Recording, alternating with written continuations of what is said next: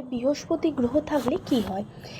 এদের ছোট ভাই বোনদের সাথে সম্পর্ক ভালো থাকে। ছোট ভাই বোন যদি কোনো সমস্যায় পড়ে তবে এরা সাহায্য হাত বাড়িয়ে দেয় এবং ভাই বোনেরাও এদের প্রতি সাহায্যকারী হয়।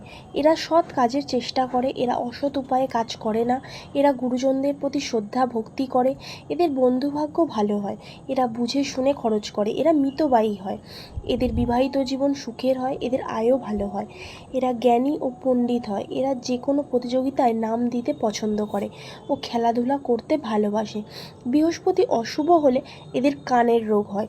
এই বৃহস্পতি শনির সাথে যুক্ত থাকলে যোগাযোগের ক্ষেত্রে সমস্যা তৈরি হয়। কোনো জায়গায় আপনি কাজের জন্য যোগাযোগ করছেন, সেই কাজ আপনার হতে দেরি হবে। বুধের সাথে বৃহস্পতি ও মঙ্গল যুক্ত থাকলে এরা অহংকারী হয়। রাহু ও বৃহস্পতি যুক্ত হলে এরা রাগী হয়, কিন্তু প্রতিবেশীর সাথে সম্পর্ক অনেক ভালো থাকে।